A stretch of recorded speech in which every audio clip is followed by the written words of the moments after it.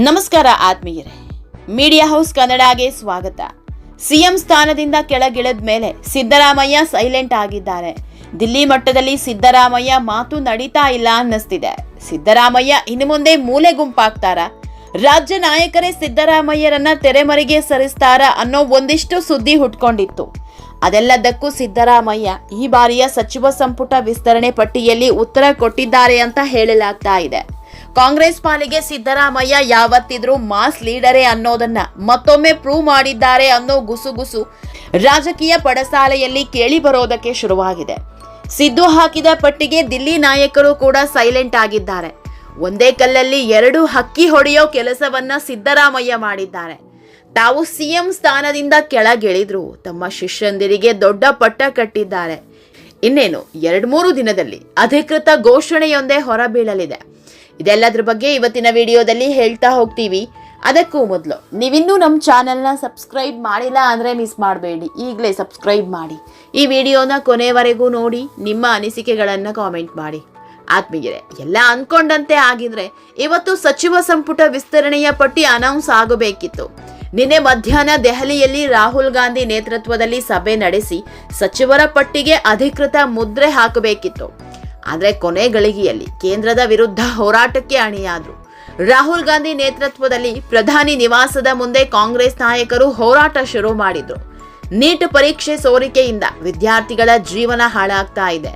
ಶಿಕ್ಷಣ ಸಚಿವರನ್ನ ಸಚಿವ ಸ್ಥಾನದಿಂದ ಕಿತ್ತೆಸೆಯಬೇಕು ಅಂತ ಪಟ್ಟು ಹಿಡಿದು ಪ್ರತಿಭಟನೆಗೆ ಕೂತ್ರು. ಈ ಹೋರಾಟದಲ್ಲಿ ಸಿಎಂ ಡಿಕೆ ಶಿವಕುಮಾರ್ ಕೂಡ ಭಾಗಿಯಾಗಿದ್ರು. ಇದೇ ಹಂಗಾಮ ರಾತ್ರಿವರೆಗೂ ನಡೆದು ಹೋಯಿತು. ರಾಹುಲ್ ಗಾಂಧಿ ಹಾಗೂ ಪ್ರಿಯಾಂಕಾ ಗಾಂಧಿಯನ್ನ ಪೊಲೀಸರು ವಶಕ್ಕೆ ಕೂಡ ಪಡೆದಿದ್ರು. ಹೀಗಾಗಿ ರಾಜ್ಯ ನಾಯಕರ ಜೊತೆ ನಡೆಯಬೇಕಿದ್ದ ಸಂಪುಟ ವಿಸ್ತರಣೆ ಸಭೆ ಅಲ್ಲೇ ಮೊಟಕು ಮಾಡಲಾಯಿತು. ಹೀಗಾಗಿ ಸದ್ಯದ ಮಟ್ಟಿಗೆ ದಿಲ್ಲಿಗೆ ಹೋಗಿದ್ದ ಸಿಎಂ ಡಿಕೆಶಿ, ಸಿದ್ದರಾಮಯ್ಯ ಹಾಗೂ ಬಿಕೆ ಹರಿಪ್ರಸಾದ್ ಬರಿಗೈಯಲ್ಲಿ ವಾಪಸ್ ಬಂದಿದ್ದಾರೆ. ಆದ್ರೆ ಪಟ್ಟಿ ಬಹುತೇಕ ಫೈನಲ್ ಆಗಿದೆ ಅನ್ನೋ ಮಾಹಿತಿ ಸಿಕ್ಕಿದೆ. 2-3 ದಿನದಲ್ಲಿ ಇನ್ನೊಮ್ಮೆ ಫೈನಲ್ ಚರ್ಚೆ ನಡೆಸಿ ಘೋಷಣೆಯೊಂದನ್ನೇ ಬಾಕಿ ಇಟ್ಕೊಂಡಿದ್ದಾರೆ. ಈ ಪಟ್ಟಿಯಲ್ಲಿ ಸಿದ್ದರಾಮಯ್ಯಗೆ ದೊಡ್ಡ ಗೆಲುವು ಸಿಕ್ಕಿದೆ ಅಂತ ಹೇಳಲಾಗ್ತಾ ಇದೆ. ಸಿಎಂ ಮುಂದೆಯೂ ಸಿದ್ದುಗೆ ದಿಲ್ಲಿ ನಾಯಕರು ದೊಡ್ಡ ಮನ್ನಣೆ ಹಾಕಿದ್ದಾರೆ ಅನ್ನೋ ಸುದ್ದಿ ಹರಿದಾಡ್ತಾ ಇದೆ. ಆತ್ಮೀಯರೇ, ಮಾಜಿ ಸಿಎಂ ಸಿದ್ದರಾಮಯ್ಯ ದಿಲ್ಲಿ ನಾಯಕರ ಮುಂದೆ ಹೊಸದೊಂದು ಪ್ರಪೋಸಲ್ ಇಟ್ಟಿದ್ದಾರಂತೆ.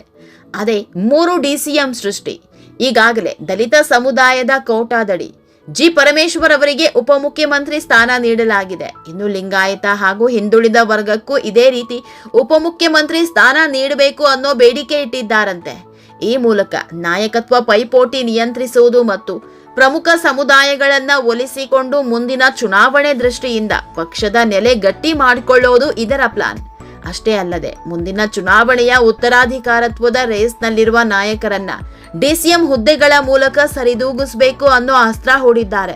ಒಂದು ವೇಳೆ 3 DCM ಹುದ್ದೆ ಸೃಷ್ಟಿಸಿದ್ದೇ ಆದಲ್ಲಿ ಸಿಎಂ ಸುತ್ತ ಕೋಟೆಯೊಂದನ್ನ ನಿರ್ಮಿಸಿದಂತಾಗುತ್ತೆ. ಸಿಎಂ ಸ್ಥಾನ ಹೊಂದಿಲ್ಲ ಅನ್ನೋದು ಬಿಟ್ರೆ ಬಹುತೇಕ ಅಧಿಕಾರ 3 DCMಗಳ ಕೈಯಲ್ಲೂ ಇರುತ್ತೆ. ಈ ಮೂಲಕ DCM ಓಟಕ್ಕೆ ಬ್ರೇಕ್ ಹಾಕಿದಂತೆಯೂ ಆಗುತ್ತೆ. ಅಲ್ಲದೆ 3 ಸಮುದಾಯಗಳ ವಿಶ್ವಾಸಕ್ಕೆ ತೆಗೆದುಕೊಂಡಂತೆಯೂ ಆಗುತ್ತೆ. ರಾಜ್ಯದಲ್ಲಿ ಲಿಂಗಾಯತ, ದಲಿತ ಹಾಗೂ ಹಿಂದುಳಿದ ವರ್ಗಗಳ ಮತಗಳೇ ನಿರ್ಣಾಯಕ. ಈಗಾಗಲೇ ಒಕ್ಕಲಿಗ ಸಮುದಾಯದಿಂದ ಡಿಕೆಶಿಯೇ ಸಿಎಂ ಆಗಿದ್ದಾರೆ.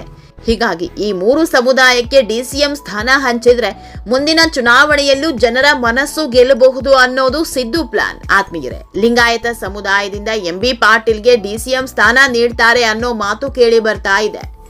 MB ಪಾಟೀಲ್ ಸಿದ್ದು ಬಳಗದಲ್ಲಿ ಗುರುತಿಸಿಕೊಂಡವರು ಅಲ್ಲದೆ ತುಂಬಾನೇ ಪಕ್ಷನಿಷ್ಠ, ಜೊತೆಗೆ ಯಾವುದೇ ವಿವಾದಕ್ಕೂ ಸಿಲುಕದ ನಾಯಕ. ಹೀಗಾಗಿ MBPಗೆ ಪಟ್ಟ ಕಟ್ಟಿದ್ರೆ ಲಿಂಗಾಯತ ಮತಗಳನ್ನ ಸೆಳೆಯಲು ಅನುಕೂಲ ಆಗುತ್ತೆ ಅನ್ನೋದು ಸಿದ್ದು ಐಡಿಯಾ. ಇದರ ಜೊತೆಗೆ ತಮ್ಮ ಶಿಷ್ಯ ಸತೀಶ್ ಜಾರಕಿಹೊಳಿ ಪರವೂ ಸಿದ್ದು ಬ್ಯಾಟಿಂಗ್ ಮಾಡಿದ್ದಾರೆ ಅಂತ ಹೇಳಲಾಗ್ತಾ ಇದೆ.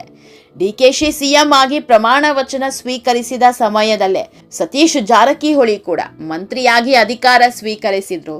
ಅಸಲಿಗೆ ಅವರು ಕೆಪಿಸಿಸಿ ಅಧ್ಯಕ್ಷ ಹುದ್ದೆಯ ಮೇಲೂ ಕಣ್ಣಿಟ್ಟಿದ್ರು. ಆದ್ರೆ ರಾಹುಲ್ ಗಾಂಧಿ ಬಿಕೆ ಹರಿಪ್ರಸಾದ್ರನ್ನ ಆಯ್ಕೆ ಮಾಡಿದ್ರು. ಈ ಟೈಮ್ನಲ್ಲಿ ಸಿದ್ದರಾಮಯ್ಯ ಜೊತೆಗೆ ಜಾರಕಿಹೊಳಿಗೆ ಮನಸ್ತಾಪ ಉಂಟಾಗಿದೆ ಅನ್ನುವ ಮಾತು ಕೇಳಿ ಬರ್ತಾ ಇತ್ತು. ಆದ್ರೀಗ ಇದೇ ಜಾರಕಿಹೊಳಿಗೆ DCM ಹುದ್ದೆ ನೀಡಬೇಕು ಅಂತ ಸಿದ್ದರಾಮಯ್ಯ ಅವರೇ ಒತ್ತಡ ಹಾಕ್ತಿದ್ದಾರೆ ಅಂತ ಹೇಳಲಾಗ್ತಾ ಇದೆ. ಸಿದ್ದರಾಮಯ್ಯ ಅವರ ಈ ಆಟಕ್ಕೆ ಸಿಎಂ ಡಿಕೆಶಿ ಕೂಡ ಹೊಸ ದಾಳ ಉರುಳಿಸ್ತಿದ್ದಾರಂತೆ. ಹಿಂದೆ ಸಿದ್ದರಾಮಯ್ಯ ಆಪ್ತ ಬೆಂಬಲಿಗರು ಅನ್ಸ್ಕೊಂಡವರಿಗೆ ಡಿಕೆಶಿ ಒತ್ತು ನೀಡ್ತಿದ್ದಾರಂತೆ. ಈ ಮೂಲಕ ಸಿದ್ದರಾಮಯ್ಯ ಪರ ಸದಾ ಬ್ಯಾಟಿಂಗ್ ಮಾಡ್ತಾ ಇದ್ದ ನಾಯಕರನ್ನ ತಮ್ಮತ್ತ ಸೆಳೆದುಕೊಳ್ಳುವ ತಂತ್ರಕ್ಕೆ ಡಿಕೆಶಿ ಕೈ ಹಾಕಿದ್ದಾರೆ. ಸಿದ್ದರಾಮಯ್ಯ ಆಪ್ತ ವಲಯದಲ್ಲಿ ಗುರುತಿಸಿಕೊಂಡಿದ್ದ ಸಚಿವ ಕೆಎನ್ ರಾಜಣ್ಣ ಹಾಗೂ ಜಮೀರ್ ಅಹಮದ್ ಖಾನ್ ಅವರ ವಿಷಯದಲ್ಲಿ ಡಿಕೆಶಿ ಸಕಾರಾತ್ಮಕ ಧೋರಣೆ ತಳೆದಿದ್ದು ಹೈಕಮಾಂಡ್ ಮಟ್ಟದಲ್ಲಿ ಅವರ ಪರ ಬ್ಯಾಟಿಂಗ್ ಮಾಡಿದ್ದಾರೆ ಎನ್ನಲಾಗ್ತಾ ಇದೆ. ಆತ್ಮೀಯರೇ, ಈ ವಿಡಿಯೋ ನಿಮಗೆ ಇಷ್ಟವಾದಲ್ಲಿ ಲೈಕ್ ಮಾಡಿ, ಶೇರ್ ಮಾಡಿ, ಕಾಮೆಂಟ್ ಮಾಡಿ. ಇನ್ನೂ ನಮ್ಮ ಚಾನೆಲ್ನ ಸಬ್ಸ್ಕ್ರೈಬ್ ಮಾಡಿಲ್ಲ ಅಂದರೆ ಮಿಸ್ ಮಾಡಬೇಡಿ, ಈಗಲೇ ಸಬ್ಸ್ಕ್ರೈಬ್ ಮಾಡಿ.